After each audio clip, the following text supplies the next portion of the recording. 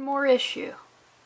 One more issue, and then we're done with the Infidel miniseries for the rest of our lives. Unless they do make a movie, and then I'll have to do something about the movie, because I think I might be the world's most leading expert on the Infidel comic book series. Because I will have read all 5, and how many people can say that? I'm not saying it's an accomplishment. Okay, so let's look at this cover. We see Medina on the cover, and she's looking at us. It's almost a look of abject shock, of shame, that we're still reading this. She honestly can't believe this shit. And then we got some spooky, scary skeledemons in there, so let's get through this. Number 1, not a lot happens in this. A lot of padding. But I've noticed that from reading a lot of miniseries is that the second to last issue, the perennial issue, I gotta remind you guys I'm kind of smart every once in a while, is typically all padding. Nothing really happens. They save it for the finale. So we get into this and we see Aisha. Yeah, she just started convulsing. The doctor said her body temperature totally dropped. They said, God, they don't think she'll make it through the night. They don't know why. I don't know what the fuck this is. What is this? Is this a modern day iron lung? Are they, her body temperature drops, so are they cooking her? Is this some sort of medical oven blanket? I don't know what this technology is. I know this is on there. And I'm just saying, normally thin sheets in a hospital. So if you know what this is supposed to be, let me know. She just got weaker all of a sudden. Also, some people have said that a lot of this comic is traced. I really feel it. I really feel it in this issue. She got weaker all of a sudden, or whatever she's fighting got stronger. And then how's Tom doing? How is Tom doing? But then a lot of this doesn't make sense. So we're just gonna power through this, all right? You're here already. Let's just get through this. Apparently she had a tough time. Blah blah blah. Doesn't matter. Aisha had an out-of-state operation last year. Doctors thought that paperwork might explain something, so I'm going back to their place to get it. Number 1, do people just have their medical records at their house? Is that a thing? I definitely do not. In my medical file, that's gotta be. I had a tonsillectomy when I was 3 years old. I haven't been into the doctor in a long time, so my shit's real thin. So do people have that in their homes? Number 2, I don't think it's necessarily ethical for this guy to just be like, pop on over and grab those medical files. The third thing that is questionable about this exchange is Medina freaks. I'm so proud of myself for remembering her name, honestly. She freaks the fuck out. So apparently I'm gonna guess that Aisha had a lobotomy or something to do with her brain or brain chemistry or neurons. Shit like that, axons that connect to the neuron. I'm smart, I swear to God. So I don't know, this whole part of thing, it's hard for me to suspend my disbelief. And then what could that operation even be? This is making me kind of eager for the 5th issue. What could have happened? What could have happened? She just had a kidney removed or something? So then, you're not going to remember, but last time, 2 of the other guys who live in the apartment building, they looked around for occult stuff because the terrorist who blew up their building was into the occult, and they're like, hey, spooky shit's happening, let's just go digging around in the basement. So they found a shirt with an address on the tag, so then they go to it. And they're standing outside of this spooky looking apartment building, and he's like, yeah, you want to come back tomorrow? And of course this guy has the appropriate reaction. What? Why do we Uber here if we're just turning around? Exactly. I mean, if we're going to a haunted house, pretend we're both in high school, and I'm like, hey, let's go to this haunted house. And then we go there for just like a cursory glance, and then I'm like, we're gonna kill this shit tomorrow. No, fuck no. We're doing it right now. Dude, I'm so not approaching creepy as fuck manner at night. I know how that movie ends. No, you need to go in there. You made the trip. I mean, come on, Uber. In New York, I imagine it's more expensive than in regular places. And then they try to be funny. Excuse me, sir or madam, may I ask you about your Satanism? And then our spooky white guy shows up and he's like, how did you get that? And then we've got a page of Medina just looking at Aisha being like, oh my god, why didn't you tell me that you were seeing demons? Of course she didn't tell you were seeing demons. That is the ultimate red flag. Especially because demons aren't real. I'm sorry to tell you this, but they're not. If you have been living your life as if demons are real, you gotta start making some changes, buddy. But then we finally see this, which you guys know I love how the monster's looking here. I mean, this especially, ooh, that is some terrifying dental work. I mean, I fear that, but imagine if I was a dentist and I had to fix that. Oh, God. I would just recommend removing the entire mouth, starting over. But then we see Medina, she's here, and this is such a total afterthought that she was just photoshopped, just like, oh yeah, this needs to be with something else. It makes me think that this drawing existed before the comic existed. So, that makes everything seem like a lot less effort. A lot less effort. So then Medina, she just still lamenting, like, how do we fight ghosts? If you were me right now, what would you do? And we get this that obviously looks like Tracy. And then she washes her hands. I know when I'm having a crisis of almost sanity, a crisis of my friends dying, I don't even do the cliche, put water on my face in movies. I'm just going to wash my hands. I'm just going to, oh, I feel so clean now. I can make good choices and now I can stare into the mirror, but my hands are clean. Because we are in a hospital. This is the place where they need to be the cleanest they've ever been. Because chances are, you're leaving here sick. You're not going to know it, but tomorrow you're going to know it. And then Medina, she starts praying in Arabic, which I gotta tell you, nothing would make me more aware of my surroundings than if I started hearing some Arabic. I'm just saying, I don't think I've ever heard Arabic in my real life. I mean, I just finished watching Body of Lies. Pretty good movie. But I'm saying, in real life, I don't think I've ever heard it. And I feel like if I did, I would be like, where is it? Where is that coming from? I just need to be aware of that is. Because I don't want to be a statistic, you know what I'm saying? It's just being that survival instinct. I'm just saying, you guys know what I'm saying. It's like, in like if I was in the Middle East, I couldn't possibly be freaking out every time I heard Arabic. I would not be able to go outside. I don't know why I'm in the Middle East, but if I'm there, I'm going to be doing stuff. So she starts praying, and then we cut back to the two guys, and this is the scary white guy. They're just having a beer with him, and he lays down the complete mythology of this comic right here. So he was friends with the terrorist guy, or the occult guy in the apartment. Yeah, two separate guys. Occult guy, terrorist. I think. I mean, I feel like it's asking a lot for me to keep up with this entirely. So they ask him, like, hey, what was your occult friend into? And I mean, look at these. He obviously has some, like, shitty occult tattoos. And if you're into the occult, all your tattoos are going to be shitty.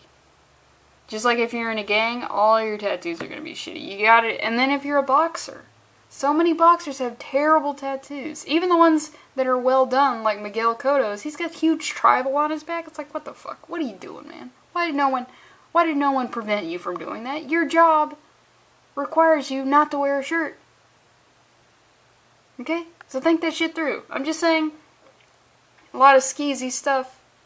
It's going to require you to have shitty tattoos, and that's a decision you may have to make sooner or later.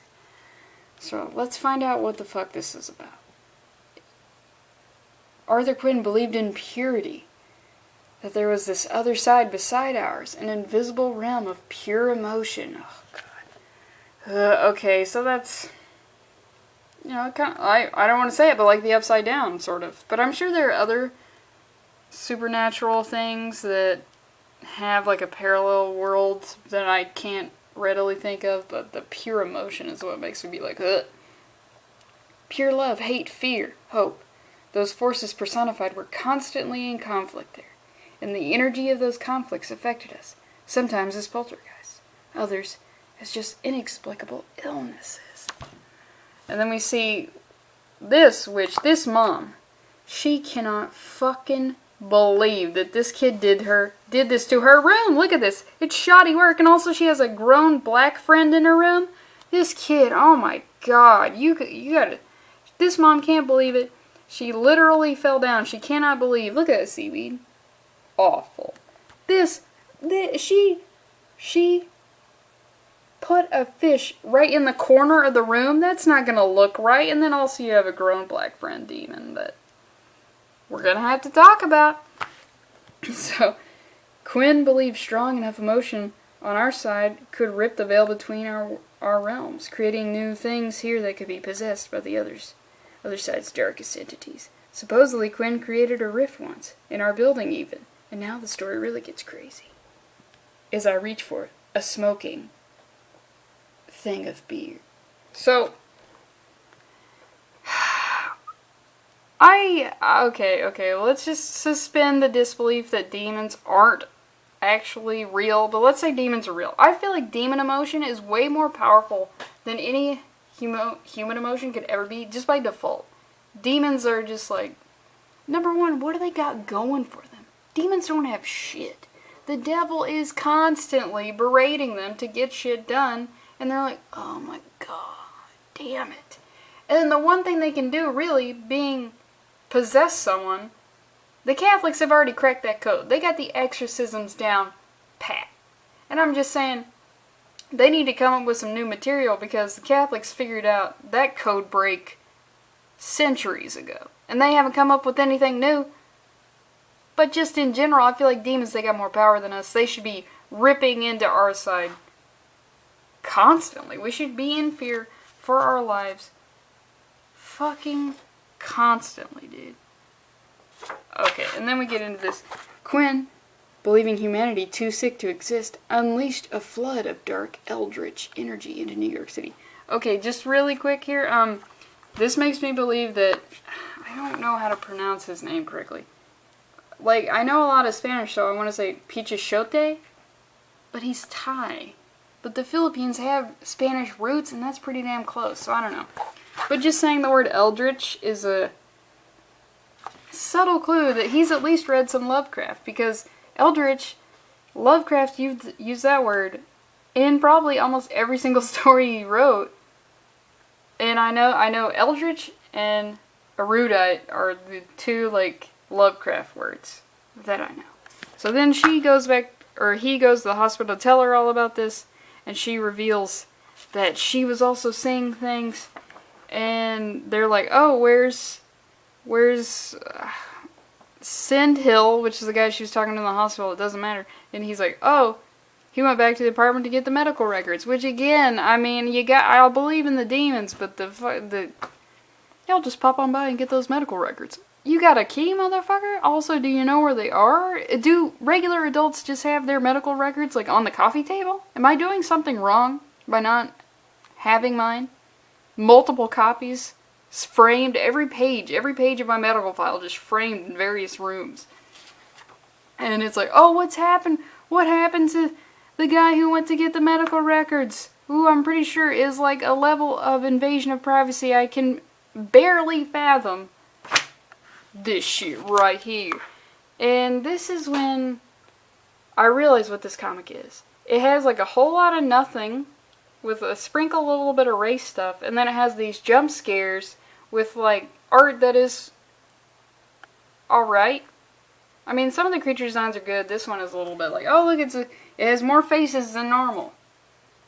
And it's stretched out his head. But what I see here is he's just getting a nice tracheal massage. And this guy's whispering sweet nothings in his ear while he's getting his tracheal massage.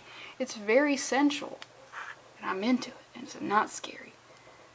But if they ever actually did get a movie made of this, it would just be these like weird demon flashes and jump scares. Like what the comic is trying to do. And then, oh god, I have to talk about this scene.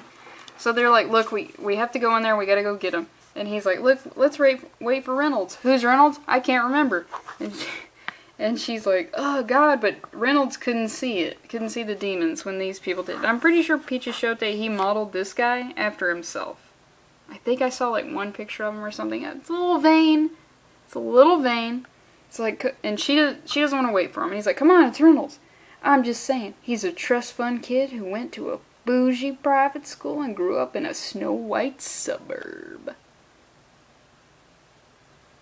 What? Bitch, we are fighting demons. What the? We need everybody we can get. Race flies out the goddamn window when we're fighting demons. Demons, honestly, if we want to avoid a race war at any point, we just gotta have some demons pop up from a fucking cracks, fissures, hell fissures all over the world. Then all of humanity will band together and be like, hey, race isn't important. And then majority of humans will go, yeah, nobody thought that. But the crazy people, like, I want to say Ta-Nehisi, but I feel like he's cleaning up his act.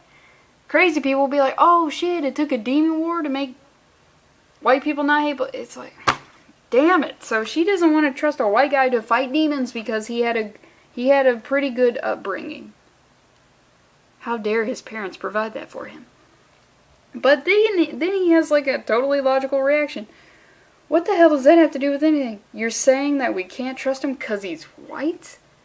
And it's just like, I don't know what the point of this is. Because this is literally 99% of humanity's reaction to this. And I don't know what I'm supposed to feel for her character. Like, yeah, she's being a fucking crazy bitch. But then it gets even funnier, really. You can't trust him because he's white. And then she has this, like, contemplative. And then, call him. Even though he's a fucking white devil. All hands on deck, I guess. Like, what am I supposed to fucking think of this scene? That she's racist, but, you know, fighting demons did bring people together? Wow. I don't understand. Am I just not getting it? I feel like because I read reviews of these issues, and I'm like, are they reading the same thing as I am? So eventually, they go in there, they find out Aisha was researching demons and shit, and, God, it's so stupid. There starts being, like, fog everywhere, and you're like, oh, the demons have a fog machine. That's pretty cool. That's pretty modern of these demons. But no, the demons, they turned on all the faucets, but they turned that shit to hot, so it's getting real steamy in there. Somebody's getting raped. But I will say one of the only cool thing about this is that when Medina is in one room, and Pichichote, obviously, is in another room. One room is completely deafened by the sound. Like, in one room they can hear the faucets, and then when they're in another room they can't. And I sort of like that idea. But that's literally the only cool thing. And then he encounters this sort of looking demon that looks pretty cool. This is a cool shot here. And then a demon grabs him, rips his... And then his head sort of stretches and unfolds out of himself, and then he turns into a 70s vagina, but, you know, al dente. And then, God, she goes in looking for him, and she finds the dead guy who went to get the medical records. She finds this lovely lady, she finds. And then Tom shows up, and he's like, what the fuck happened? I can't wait for this to be over.